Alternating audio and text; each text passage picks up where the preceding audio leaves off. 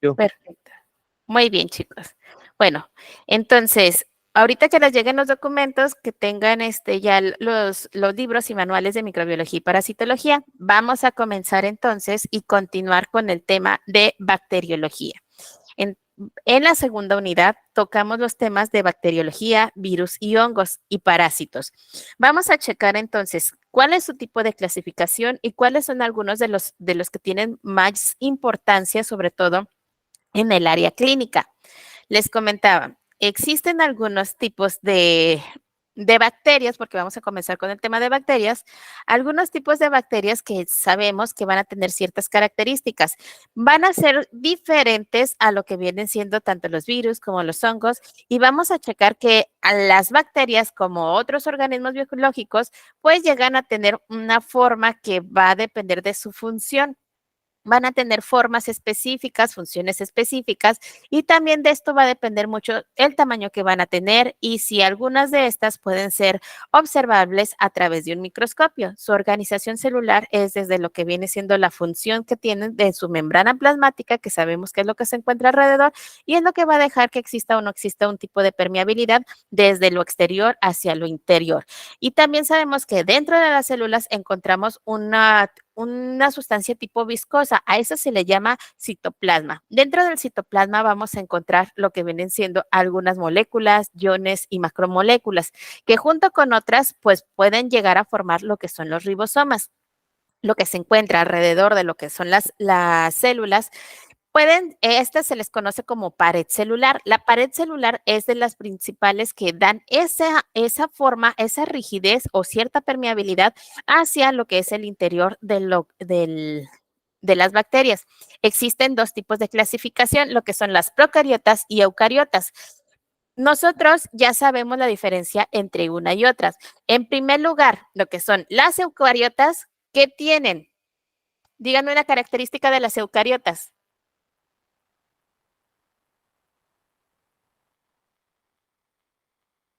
Eucariotas, ¿se acuerdan o no se acuerdan? Son los que tienen núcleo. Perfecto. Tienen un núcleo y dentro de ese núcleo llegan a tener toda la información genética necesaria, su ADN, que el núcleo, va a estar delimitado por una bicapa lipídica. Esta bicapa lipídica que se encuentra alrededor del núcleo se le llama membrana nuclear, porque es del núcleo y es lo que se encuentra alrededor. En las eucariotas, el proceso de transcripción se lleva a cabo en el núcleo, mientras que, la traducción ocurre en el citoplasma. La diferencia de lo que es con las procariotas es que las eucariotas sí tienen organelos como mitocondrias y cloroplastos. Entonces, ¿las procariotas lo tienen? No. Estos pueden llegar a tener, por ejemplo, díganme, lo que son dentro de las eucariotas, ¿qué tipo de células contienen cloroplastos?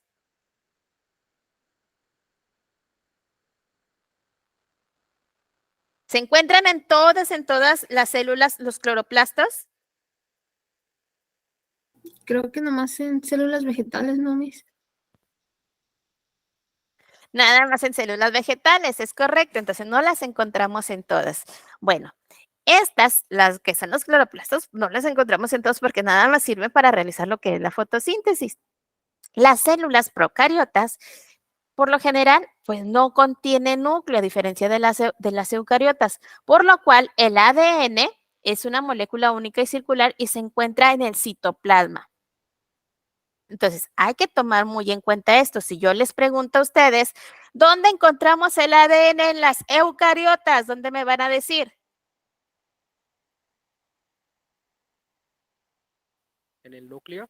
Correcto. ¿Y en las procariotas dónde encontramos el ADN? Libre en el citoplasma. Correcto. Entonces, en dichos espacios se lleva a cabo los diferentes procesos de transcripción, traducción de ARN, etcétera. Los ribosomas de las procariotas son más pequeños que las células eucariotas. Muchas procariotas contienen moléculas extras de ADN que van a tener información, a lo mejor que no es esencial, pero se encuentra dentro de esta información y se les llama plásmidos. Las células procariotas pues van a contener ciertos tipos de estructuras que pueden ser superficiales o internas. Muchas de estas están presentes en su exterior, en una capa que va a ser formada por material también que es viscoso y que nosotros que no lo consideramos parte de la célula, de la pared celular, ya que no aporta ningún tipo de resistencia estructural. A esto se le llama cápsula. Bueno, vamos a ver que también llegan a tener fimbrias, perdón, y los pelos que se encuentran alrededor son estructuras filamentosas, se encuentran en el exterior de las células bacterianas. Luego las vamos a ver en dibujitos como que tienen muchos pelitos alrededor. Bueno, su función principal de estas fimbrias es colaborar con irse a fijar a otros microorganismos o superficies, principalmente a los tejidos humanos. Van y llegan estas bacterias y se llegan a fijar para que no se vayan a caer. También lo que son los llamados pilis, que son los pelitos que se encuentran alrededor, son parecidos a las fimbrias, pero la diferencia es que estas son con estructuras más largas y se presentan a veces nada más uno o unos pocos sobre lo que es la superficie celular, pero otras de su función, aparte de ayudar a adherirse, es que le ayudan a facilitar el intercambio de material genético entre una célula procariota durante el proceso de conjugación. Se intercambian la información genética. Como ya sabemos, pues las células procariotas necesitan algunas estructuras internas.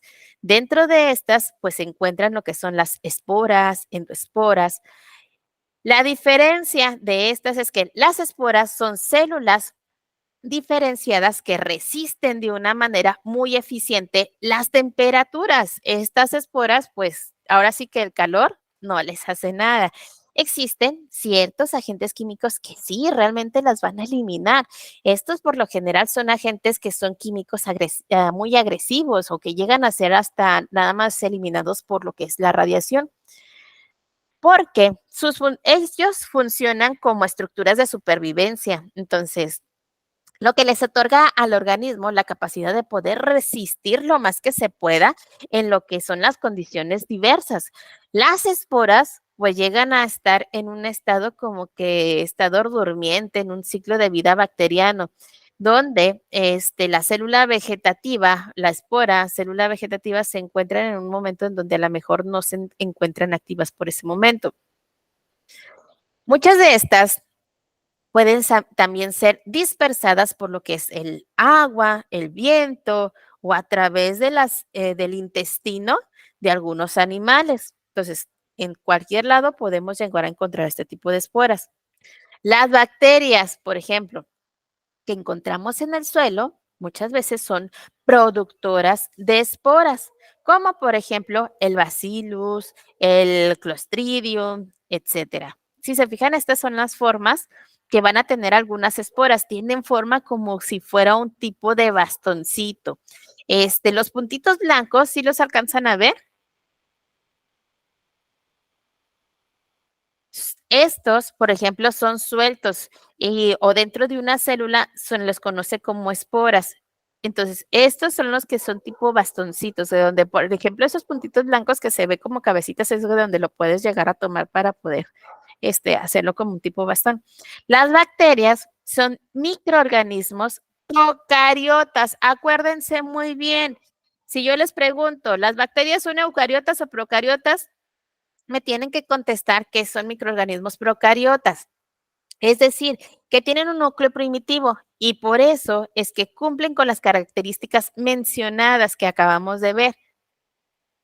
Hay que entender que no todas las bacterias van a ser iguales, al igual que nuestros compañeros, que nuestros hermanos, todos somos diferentes.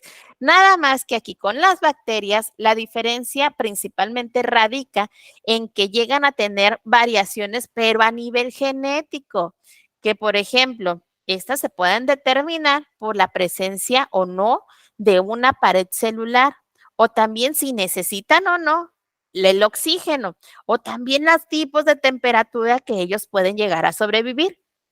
De acuerdo a lo que viene siendo el número de bacterias que se encuentran, también va a haber, si es necesario, poder clasificarlas de una u otra manera porque ya son demasiadas.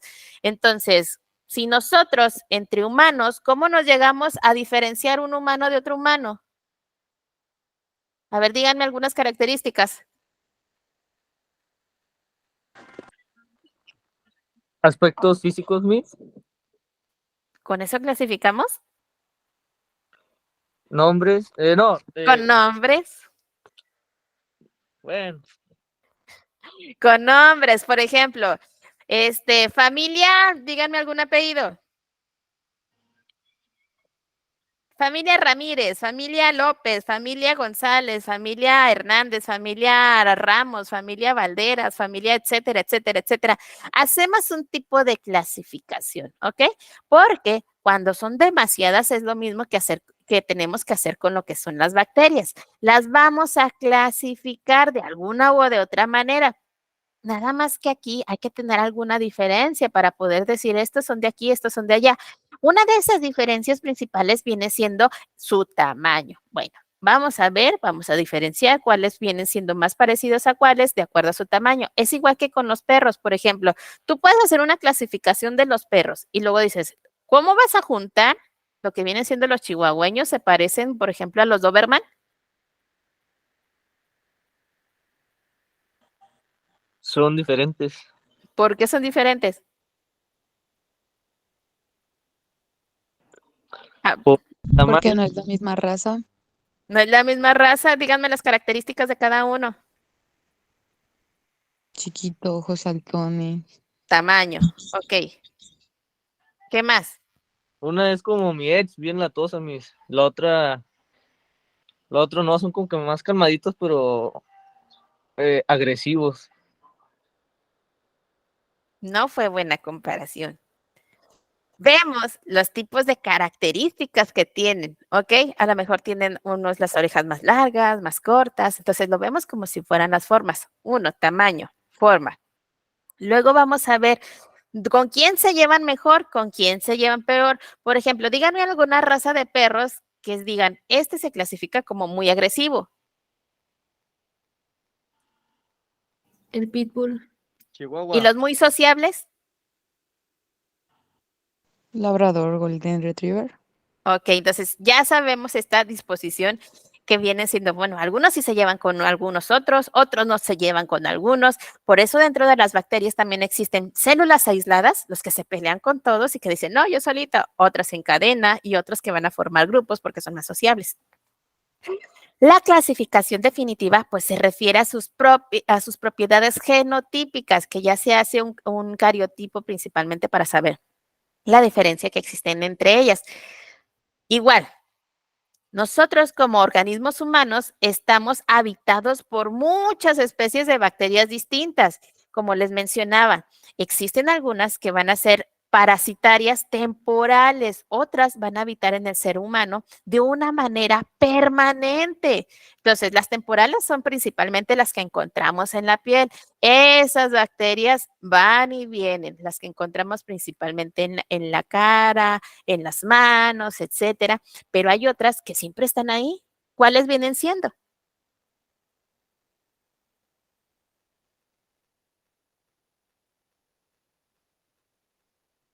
¿Sí se acuerdan o no? Y se encuentran dentro de nosotros. Los lactobacilos. Las bacterias intestinales, ¿ok? Que nos ayudan también para lo que es la digestión. Y luego encontramos que estas pues ya se encuentran de manera permanente, nada más a veces disminuyen o aumentan por ciertas condiciones.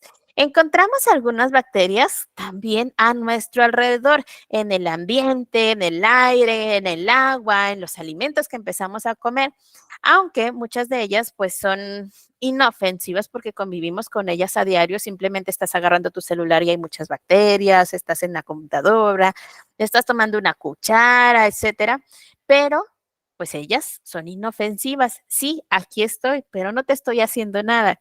Y luego encuentras otras que son súper, en este caso, mortales. porque a lo mejor existen algunas que son demasiado tóxicas o que pueden provocarte enfermedades potencialmente mortales.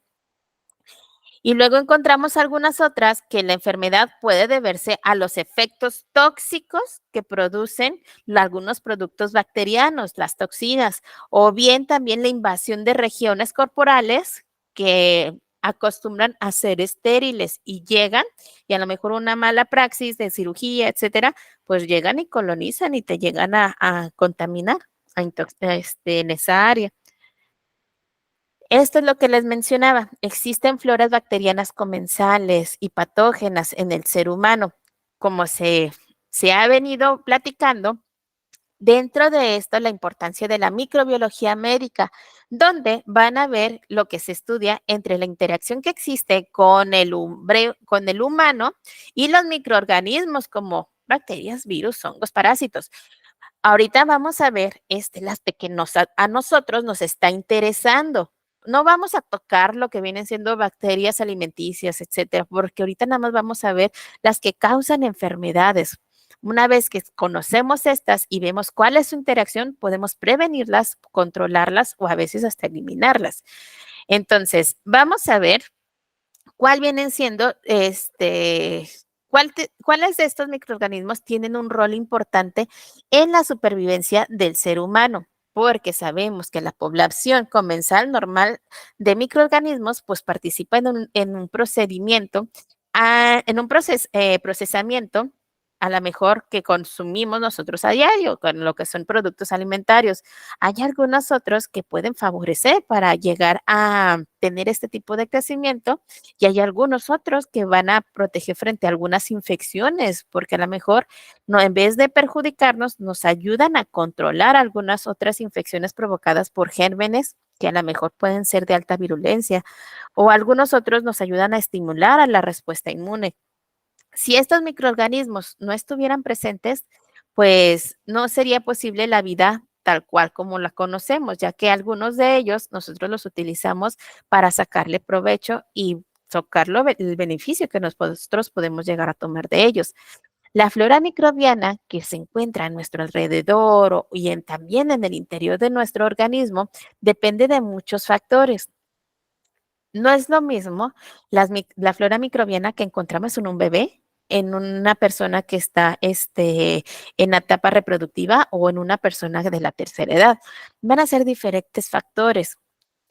Por lo general, vamos viendo que van aumentando y nuestro cuerpo va teniendo una resistencia a ciertos microorganismos o a veces vamos en declive y vamos aumentando la cantidad y nos va a llegar a afectar en un punto en donde vamos a ser más afectados por todo lo que viene siendo los microorganismos que están a nuestro alrededor.